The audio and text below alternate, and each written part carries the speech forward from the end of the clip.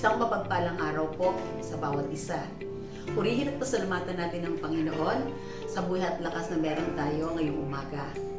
Narito po tayong muli sa ating Grab Food for the Soul, our daily dose for the nourishment of our souls. Simulan po natin ang araw sa pamamagitan ng pagbubulay-bulay nang makalakad tayo sa isang mapayapang pamumuhay. Sa umagang ito, ang paksa po na ating tatalakayin ay tungkol sa mga kwento ng pananampalataya. At ang talata po na ating pagbubulayan ay mula po sa Awit, pangkat 78 at talatang 6. Sa lahat ng lahi nila, ito'y dapat na iaral at ang angkang susunod ay marapat na turuan. Purihin at pasalamatan po natin ang ating Panginoon sa bahagi yun ng kasulatan na ating narinig at binasa.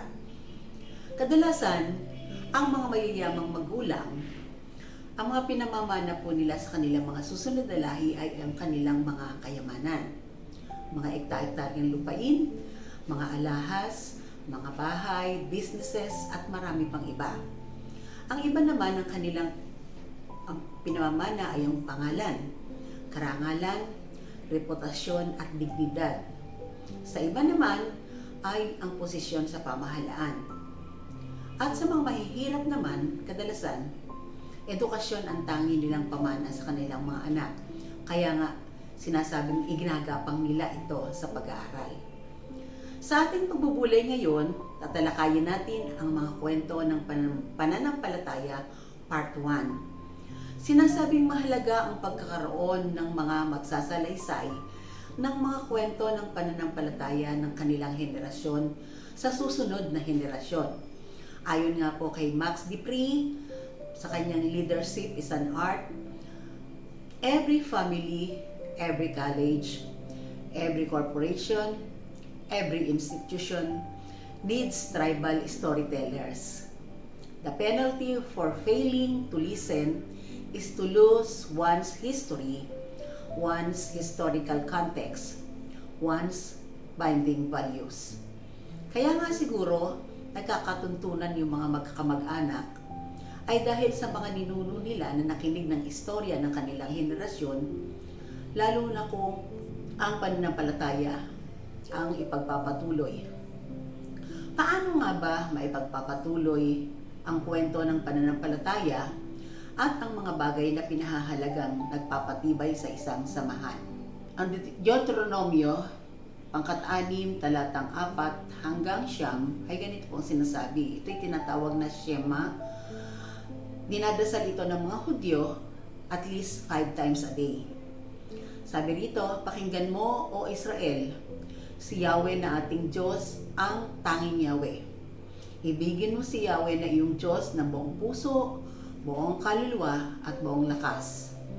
Ang mga utos niya ay itanim ninyo sa inyong puso. Ituro niyo ito sa inyong mga anak.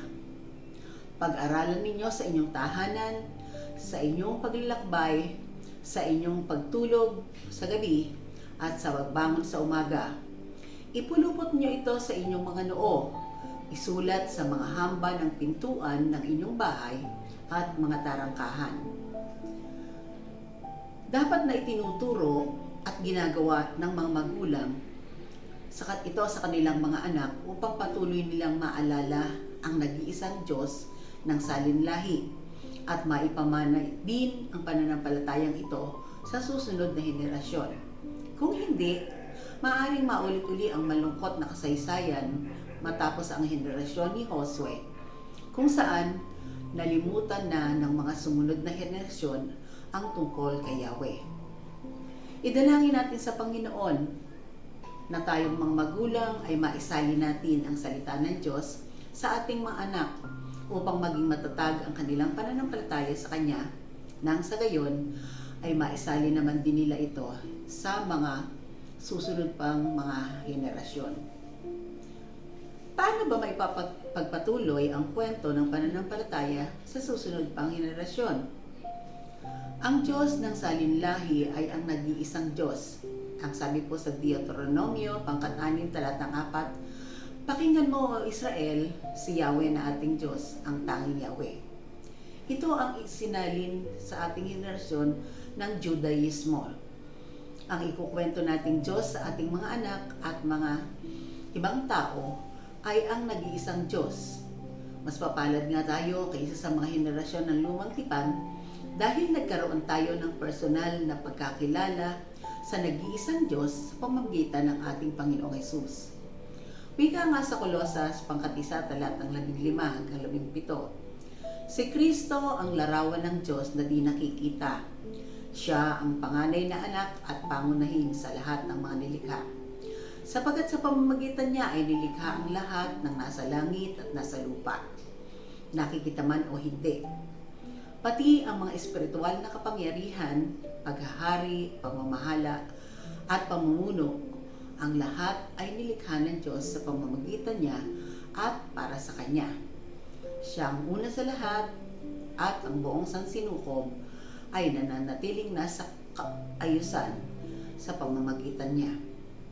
Titibay ang pangnanalig ng ating mga anak kung masigasig nating ituturo sa kanila ang tungkol sa makapangyarihang Diyos na pinagmumulan ng lahat at sumasalahat.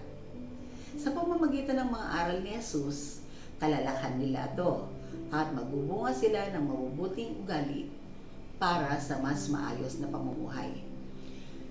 Idalangin natin sa Diyos na bigyan tayo ng kapangyarihan at katyagaan na maipagpatuloy ang pagtuturo sa ating mga anak at nakababatang henerasyon ang mga aral tungkol sa Kanya bilang nag-iisa at natatanging Diyos. Tayo po ay manalangin. Diyos amang makapangyarihan sa lahat, salamat po sa mensaheng iyong inihatid ngayon sa amin na isa sa pinakamahalagang pamanang sa amin ng mga naunang henerasyon ay ang pananampalatayang itinuro at aming tinanggap, ang aral ng Panginoong Hesus. Nawa po kami ay patuloy na bigyan po ninyo ng kapangyarihan at ng katyagaan na maisalin naman po ito sa aming mga anak at sa mga susunod pang henerasyon upang sila naman ang magpatuloy nito sa susunod pa mga henerasyon. Sa pagtahak po namin sa araw na ito, dalangin po namin ang patuloy na patnubay, gabay at proteksyon ng mga kapatiran namin na papasok pa sa kanilang mga pagawaan o sa kanilang mga workplace. Salamat din po at sa pag-iingat na gagawin nyo sa mga mag-aaral na papasok sa kanilang mga paaralan.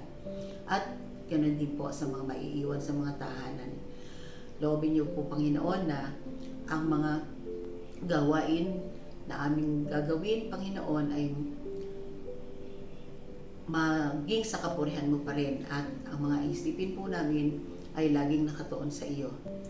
Panginoon, sa mga may pinagdaraanan sa buhay ngayong panahong ito, ang dalangin po namin, lalo na sa mayroong mga karamdamang sa pisikal, maging ito ay emotional at spiritual. Ang dalangin po namin, kayo po ang magbigay ng kagalingan sa bawat sa kanila pamagitan ng paghipo ng iyong mapagpalang kamay.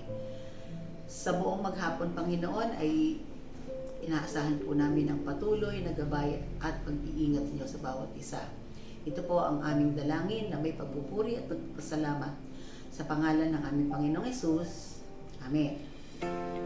Purihin at pasalamatan natin ng Panginoon sa mensaheng ating napagsalusaluhan ngayong umaga. A friendly reminder po sa bawat isa, be Christ-like in your workplace today. Halina, humayo at maglingkod.